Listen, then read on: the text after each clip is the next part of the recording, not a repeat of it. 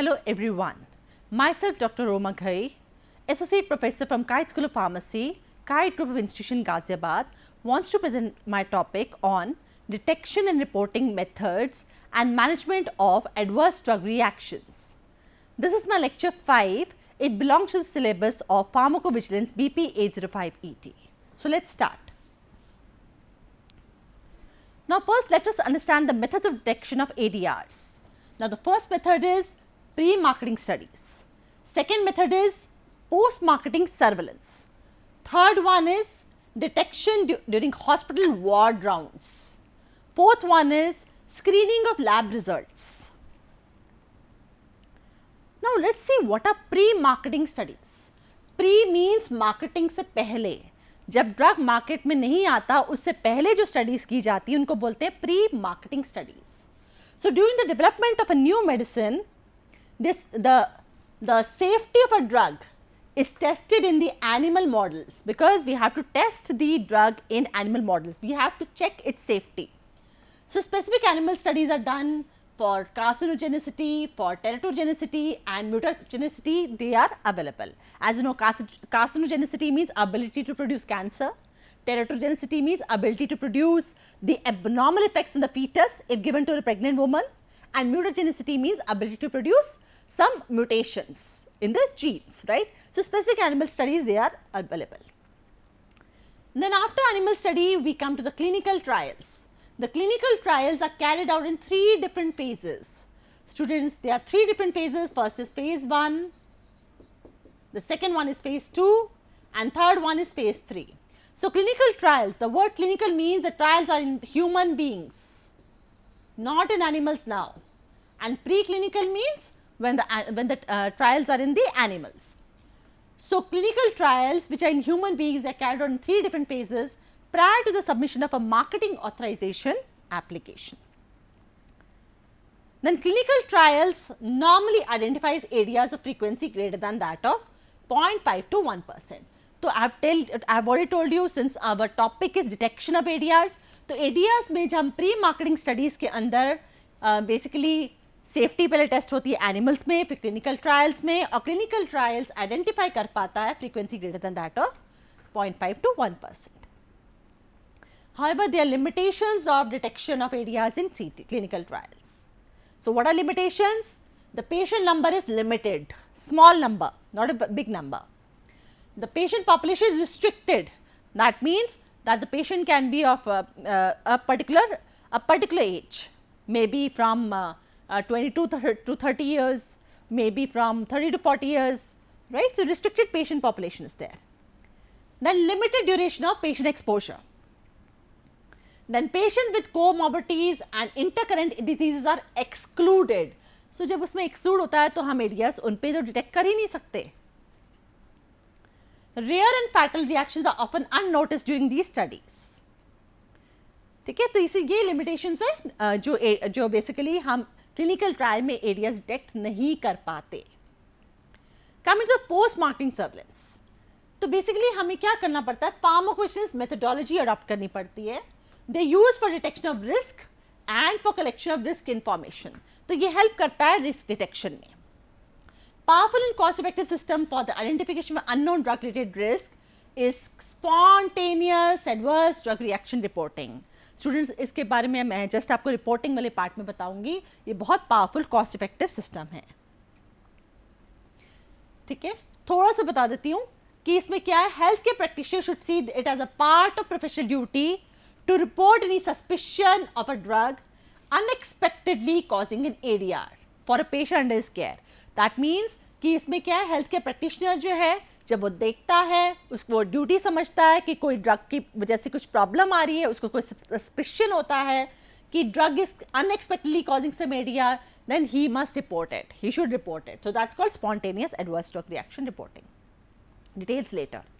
It also involves identifying the product defect, intoxicants, क्या toxic ingredients हैं, as well as it can help in telling the drug abuse, as well as unexpected lack of therapeutic effect. The post-marketing surveillance is a very strong method of detecting the ADRs in a large number of population. Now, there are steps in detection of ADRs. The first step, हम कैसे find out कर सकते हैं कि कोई ADR हुआ है? क्या डाटा हम कलेक्ट करेंगे? जब जैसे सपोज हमने देखा कि कोई पर्टिकुलर पर्सन को रैश हुआ है या उसको वॉमिटिंग आई, कोई एडवर्स इवेंट कुछ हुआ है, तो सबसे पहला स्टेप होता है collection of data. Data collected includes patient demographic information. Presenting complaint, कि पेशेंट क्या कंप्लेंट बता रहा है. पास्ट मेडिकेशन हिस्ट्री, पेशेंट की क्या मेडिसिन उसने पहले लिए थे. Drug therapy details including over the counter, current medications, medication और एडमिशन. तो हॉस्पिटल में एडमिट होने के बाद उसने क्या क्या थेरेपीज ली थी, ओवर द काउंटर क्या चल रहे थे. Drug therapy details. Then lab data such as haematological data. जब भी हम बोलते हैं हीम से हमारा ब्लड का मतलब होता है, यानी कि blood data, blood parameters, liver data, renal function data, तो ये लैब डाटा होता है.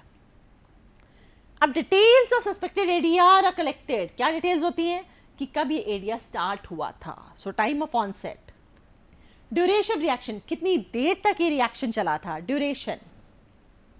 नेचर सिवियरिटी ऑफ रिएक्शन, कितनी नेचर था, सिवियर था. डिटेल्स ऑफ सस्पेक्टेड ड्रग, क्या डिटेल्स थी, डोज क्या थी, फ्रीक्वेंसी क्या थी, कितनी बार ड्रग दिया गया, क्या टाइम था, क्या ड्यूरेशन था. What is the plasma concentration, previous report on this reported reaction, any previous report.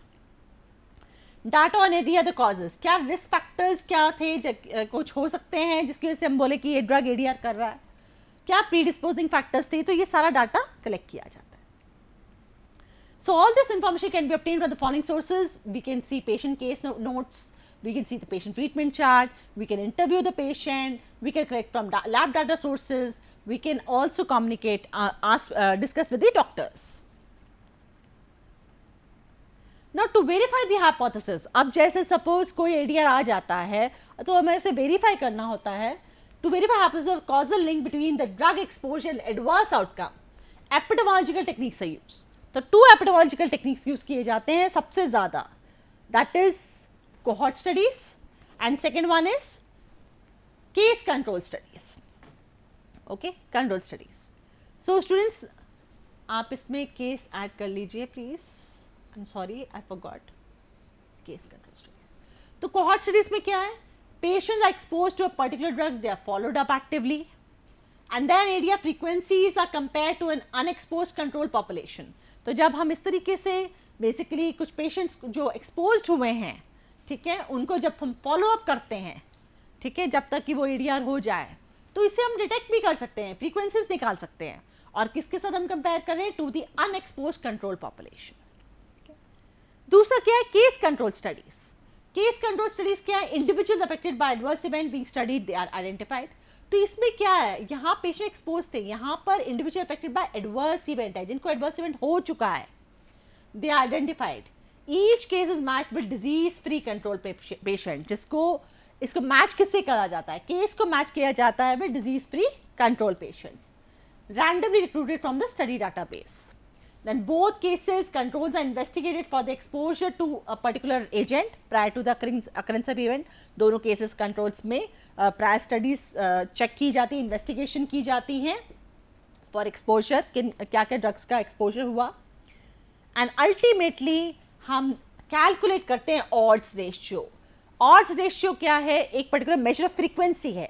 जब जिस measure frequency मतलब जिससे हमें पता चल सकता है कि बेसिकली एक्सपोज पॉपुलेशन कितना ज़्यादा अफेक्टेड है as per the unexposed population. तो odds ratio is calculated on the basis of exposure data. Right, next ward rounds देख लेते हैं. Health care professional should be very vigilant in detecting areas. Areas में भी detected during ward rounds with the medical team. आपको पता है hospital में time to time doctors अपने टीम के साथ पूरी राउंड्स लेते हैं, राइट. तो एरियाज में भी detected at that time. Areas can be detected during review of the patient chart, either patient counseling के टाइम पे areas पता चल सकते हैं, medication history review के टाइम पर. ADR simply means adverse drug reaction, any unwanted reaction, right? Communicating with other healthcare professionals. तो basically हम ADRs को detect कर सकते हैं with different methods. To assist detection of ADRs, the healthcare professional should closely monitor patient. अगर हमें ध्यान से एडीआर को पकड़ना है तो हमें ध्यान रखना है, किन किन बातों को याद रखना है. Which to monitor the patients who are at high risk. तो कौन से पेशेंट्स होते हैं जो हाई रिस्क पे होते हैं? पेशेंट विद रीनल और हेपेटिक इम्पेयरमेंट, जिनकी रीनल, किडनी और लिवर काम प्रॉपर नहीं करते. Patients taking drugs which have potential to cause ADR, जो पेशेंट्स कुछ ऐसे ड्रग्स ले रहे हैं जिनका बहुत नैरो थेरेपेटिक इंडेक्स है, जिसका बहुत सेफ्टी मार्जिन बहुत लेस है, लाइक डिजिटॉक्सिन, ठीक है, तो उन केसेस में आप एडीआर्स होने के चांसेस हैं. Patient who have had previous allergic reactions, so automatically the healthcare professional must monitor the patients, they are high risk. Patient taking multiple drugs, they are again at high risk. Pregnant and breastfeeding women, they are again at high risk. Okay, right? So students, ये सब तो था detection of areas. अब area detect हो गया तो उसको report करने की बात आती है, ठीक है.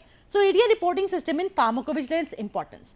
मैंने पूरा कल के लेक्चर्स में, पहले के लेक्चर्स में फार्माकोविजिलेंस का बेसिकली डेफिनेशन डिस्कस कर लिया है. फार्माकोविजिलेंस के बेसिकली अब हम क्या कहते हैं, समझते हैं कि क्या रिपोर्टिंग सिस्टम है फार्माकोविजिलेंस के अंदर.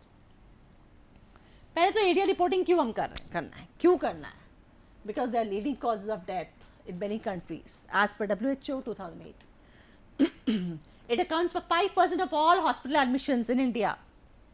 It constitutes significant economic burden on the patient as well as government. So that's why there is a need for area reporting. Benefits of area reporting. क्या benefit है? अगर this helps in assessing the safety of drug therapy. This can help you to finding of the safety, especially recent approved drugs. Provides updated drug safety information to healthcare professionals and other stakeholders. Right? Measure the economic impact of ADR prevention as manifested through reduced hospitalization, then economical drug use, minimized organizational liability. तो यानी कि basically हमारा M क्या है कि हमें hospitalisation reduce कराना है, बेसिकली ड्रग भी इकोनॉमिकल होना चाहिए, राइट? उसका यूज उसका drug should be used in a manner such way it's safe and minimized organization liability. Organization पे लायबिलिटी नहीं होगी अगर एडीआर रिपोर्ट टाइमली किया जाएगा. Then regulatory action, and next benefit, regulatory action on the basis of ADR reports to ensure patient safety. Students, जैसे ही basically ADRs report किए जाते हैं तो obviously regulatory action happens. Regulatory authorities become aware of it because basically they take the action. They can upgrade the package insert, right? They can call for recall. Recall means कुछ time में batch को हटा दिया, निकाल दिया market से, यानी कि विड्रॉल कर दिया. और कई बार जब ड्रग बहुत ज़्यादा एरियाज कर रहा है, पता है कि ड्रग के प्रॉपर्टीज़ की वजह से है, तो फिर तो पूरा आपका विड्रॉल हो जाता है. Batch recall based on clustering of ADRs, then it can help in changes in classification. Students, कई बार आपने देखा होगा ओवर द काउंटर ड्रग को चेंज किया गया है to prescription only medicine, schedules change कर दिए हैं, ठीक है. Then regulatory can take the help of basically this special prescription. They can say कि कोई particular medicine अगर ज़रूरत भी है तो सिर्फ special cases में है एक particular drug को, ठीक है. Restricted prescription, same drug should be very restrictedly used. Now ये हमारा एरिया रिपोर्टिंग के मेथड्स है. Spontaneous adverse event reporting, intensified area reporting, target spontaneous reporting, cohort event monitoring. अब हम ये ध्यान रख लेते हैं कि ये 3rd 4th को हम लेक्चर यूनिट 3 के टॉपिक्स पे पढ़ेंगे, जिसका लेक्चर्स मैंने बनाऊंगी and I will be sharing with you. और ये दोनों को हम थोड़ा देख लेते हैं. Now spontaneous reporting system is a system to monitor the safety of all the medicines in the market. Now what is spontaneous report? A spontaneous report is an unsolicited communication by healthcare professionals or consumers, pharmaceutical company to NCC. Students, आपको याद होगा NCC मैंने बताया था, National Coordination Center.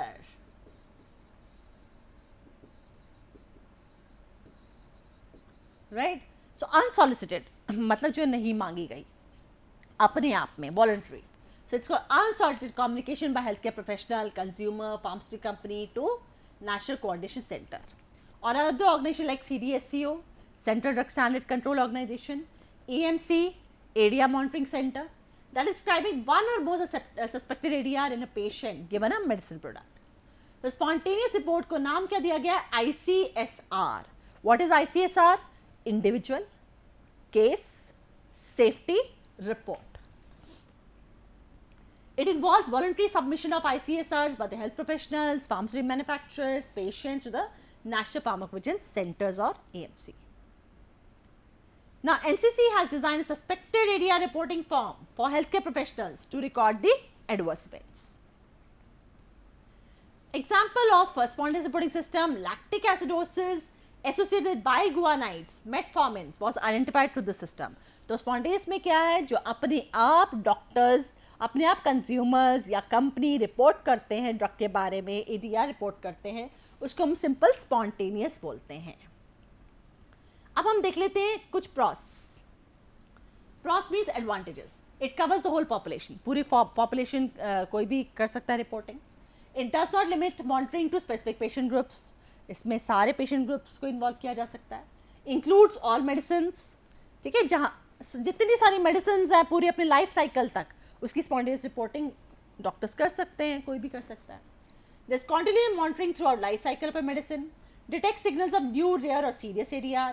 Easiest method to establish, least labor intensive. Least labor मतलब इसे कुछ चाहिए नहीं है, फॉर्म ही है और फॉर्म को आप वेबसाइट से निकाल सकते हैं और भेज सकते हैं NCC को. So PVPI is following spontaneous reporting system to collect data on drug safety. 2 steps की जरूरत है स्टूडेंट्स पे, राइट. पहले रिपोर्टर सस्पेक्ट करेगा कि एक अनडिजायरेबल मेडिकल इवेंट हुआ है. जो भी रिपोर्ट कर रहा है, doctor, pharmacist, any health care practitioner, okay, a reporter suspected an undesirable medical event may have been caused by exposure to a medicine. और जब वो सस्पेक्ट करेगा तो वो क्या करेगा, रिपोर्ट करेगा. किसको रिपोर्ट करेगा, to the national pharmacovigilance centre. तो ये हो गया स्पॉन्टेनियस रिपोर्टिंग. अब इसके डिसएडवांटेज बहुत सारे हैं. पहला तो इनहेरेंट अंडर रिपोर्टिंग है. कितने सारे डॉक्टर्स तो रिपोर्ट ही नहीं करते, कितनी बार तो एरियाज रिपोर्ट ही नहीं होती हैं. तो that's under reporting is a problem. It captures only suspected areas.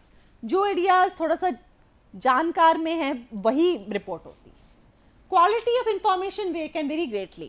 जैसे फॉर्म भर रहे हैं, क्वालिटी ऑफ इंफॉर्मेशन वेरी करता है. Depends on reporters. रिपोर्टर्स की नॉलेज पे डिपेंड करता है वो किस तरीके से ADR फॉर्म को फिल करता है. रिपोर्टिंग बायस. ठीक है, ऑब्वियसली कोई डॉक्टर चाहेगा रिपोर्ट करना या नहीं करना, कैसे करना. तो बायस क्या है, anything which is taking away from truth, right. अब बहुत important, denominator is unknown. That means unable to quantify the risk. ये जो स्पॉन्टेनियस रिपोर्टिंग सिस्टम है, can not quantify the risk. हमें नहीं पता चल सकता because there is non availability of denominator value. हमें न्यूमरेटर तो पता है कि कितने लोग का हम ADR भेज रहे हैं, लेकिन हमें ये नहीं पता है number expose to the drug. जिस ड्रग की ADR कुछ रिपोर्ट्स आई हैं उसमें से कितना total number of people have been expose to the drug. ठीक है. Difficult to detect delayed ADRs. Difficult to detect ADRs with high background incidents. Students कई बार ADRs इस तरह के होते हैं जिससे बहुत इररिलेवेंट चीज़ें होती हैं. तो बेसिकली ये एक डिसएडवांटेज है. आप देख सकते हैं ये रिपोर्टिंग फॉर्म. इस रिपोर्टिंग फॉर्म को मैंने अपने पुराने लेक्चर में बताया था. सस्पेक्ट ADR रिपोर्टिंग फॉर्म कैसे भरना है ये भी बताया था. आप प्लीज चेक कर लीजिएगा. Next system is intensified spontaneous reporting to enhance the ADR reporting of specific medicine in early post marketing phase. बहुत इंपॉर्टेंट है, यहाँ एनहांस कर रहा है. फर्क क्या है, ये भी स्पॉन्टेनियस है लेकिन ये इंटेंसिफाइड वर्ड है, यानी कि एक्सटेंशन है स्पॉन्टेनियस रिपोर्टिंग प्रोग्राम का. Followed mainly for new drugs, biological medicine, for conditionally approved medicine under exceptional cases. Students, इसका मतलब है किसके लिए फॉलो कर रहे हैं, जब कोई न्यू ड्रग आता है, न्यू मेडिसिन आती है, कोई कंडीशनली अप्रूव्ड है, यानी कि सिर्फ ये पर्टिकुलर ये बच्चों में यूज़ नहीं होंगी. For only conditionally approved may be only for, I will tell you an example, thalidomide came again for cancer people, so not for others should not use it. So conditionally approved medicine के लिए intensified spontaneous reporting किया जाता है. Then medicine that require additional studies. जिन medicine के additional studies चाहिए, ठीक है, तो वो रेयर साइड इफेक्ट्स हमने ऑब्जर्व किए हैं क्लिनिकल ट्रायल्स में, तो उस तरह की मेडिसिन के लिए इंटेंसिफाइड स्पॉन्टेनियस रिपोर्टिंग चाहिए. For example, monitoring of anti retroviral medicine. This monitoring is done under intensified spontaneous reporting, right. तो स्टूडेंट्स, आपको पता होना चाहिए this medicinal product is subjected to additional monitoring. आप ये देख रहे हैं ब्लैक इन्वर्टेड ट्राइंगल, ये ब्लैक इन्वर्टेड ट्राइंगल आपका यूके सिस्टम बेसिकली फॉलो करता है, ब्लैक इन्वर्टेड ट्राइंगल। जिसमें एडिशनल मॉनिटरिंग चल रही है उन मेडिसिन में ये ब्लैक इन्वर्टेड ट्राइंगल दिया हुआ है, ठीक है। Now we come to management of ADRs. Now ADRs are a leading cause of morbidity and mortality, हम देख ही चुके हैं, according for hospital admissions, according for cost burden on people, right. Elderly people are more at risk of experiencing ARDS, and many of these ARDS are preventable. The most commonly implicated medication include antibiotics, anticoagulants, digoxin, diuretics, hypoglycemics, antineoplastic, which are also called anti-cancer, and non-steroidal anti-inflammatory drugs, which are responsible for about 60% of hospital admissions. तो students अगर ADR को manage करना है तो पहले तो यही पता होना चाहिए कि कौन सी कॉमन मेडिकेशंस हैं जिसकी वजह से हॉस्पिटल में एडमिशन्स हो रही हैं। सो मैनेजमेंट ऑफ एडीआर को थोड़ा देख लेते हैं। The first and foremost step is withdrawal of a suspected drug, जिस पे आपको थोड़ा शक हो, सस्पिशन है, उसको विड्रॉ करना है। If the reaction likely to be dose related, dose reduction should be considered and treatment should be started. While managing an ADR, always have a clear therapeutic objective. Always have, what is that objective in mind? Do not treat for longer time than necessary and simplify the management. The patient should be observed during withdrawal. During withdrawal, the patient should be observed. The waiting period will vary. Okay, patient को observe करना है, the waiting period vary होता जाता है. And commonly used plan of action while dealing with, I'll be showing you one diagram. अब आप देखिए, सबसे पहले हमने देखा medication history, symptoms, medication list, temporal sequence, physical examination, clinical lab data देखा। फिर हमने उससे जज किया कि क्या ये ड्रग रिएक्शन लाइकली है। अगर बोला यस, तो फिर हमने देखा क्या ये हाइपरसेंसिटिविटी है, ठीक है। अगर नो आया तो यानी कि कोई और कॉज से हो सकता है ड्रग रिएक्शन। अगर इम्यूनोलॉजिकल रिएक्शन है तो हमने देखा क्या आईजी इमीडिएटेड है, क्या ये साइटोटॉक्सिक है, क्या ये इम्यून कॉम्प्लेक्स है, डिलेड है, अदर इम्यून मैकेनिज्म है। अगर नो है तो नॉन इम्यून मैकेनिज्म, क्या फार्माकोजेनेटिक साइड इफेक्ट है, ड्रग टॉक्सिसिटी है, ड्रग ड्रग इंटरेक्शन है, ओवरडोज है, इडियोसिंक्रेसी है। और अगर ये है तो हमें मैनेज करना पड़ेगा। We have to modify the dose, we have to go for substitution, we have to treat the side effects, we have to consider other challenges, we have to implement patient education. और अगर ये immune mechanism की वजह से है तो हमें diagnose करना पड़ेगा हाइपरसेंसिटिविटी को, ठीक है। और फिर मैनेज करना पड़ेगा कि ये बेसिकली अगर एनाफिलेक्टिक रिएक्शन है तो इमरजेंसी ट्रीटमेंट देना पड़ता है। Avoid the drug if possible, consider prophylactic regimen before giving the drug, patient education is use, prudent use in future, okay. So rapid action is very important because of the serious nature of suspected ADR. For example, anaphylactic shock, you have to take a rapid action.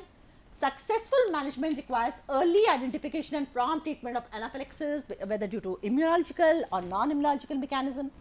Acute therapy is directed towards enhancement of oxygenation. Oxygenation बढ़ानी पड़ती है, BP maintain करना पड़ता है. Then measures include use of epinephrine to increase the blood pressure, oxygen to increase the respiration, and fluid replacement. और कभी कभी हमें वैसोप्रेसर्स देने पड़ते हैं जब हमारा बीपी डाउन हो जाता है। जैसे एनाफिलेक्टिक शॉक में क्या होता है, बीपी डाउन हो जाता है, ठीक है। Emergency measures may be needed to maintain the airway. Also check if they are equally effective substitutes which are unlikely to produce the same ADR, ठीक है। The investigation identification of ADR depends upon the evidence and clinical skills of the physician.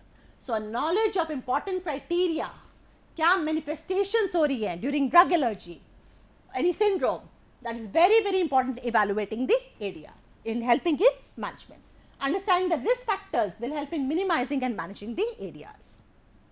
Risk factors are as under drug-drug interaction, very young, very old in age, pregnancy, breastfeeding, hereditary factors, disease states that can alter the ADME.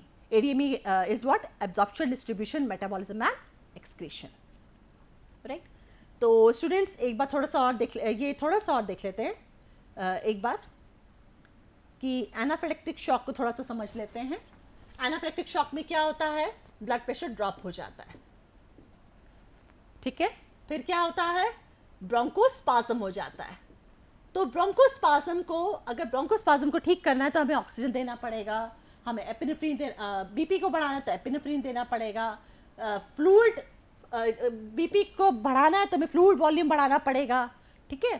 So students, I hope you have understood ki how we managing the ADR. So first, we have studied all this, risk factors. These are the references, and so thank you everybody. I hope you have understood. First we studied the detection part, then we did the reporting part, and then we did the management of ADRs. Thank you so much for your patient listening. Thank you.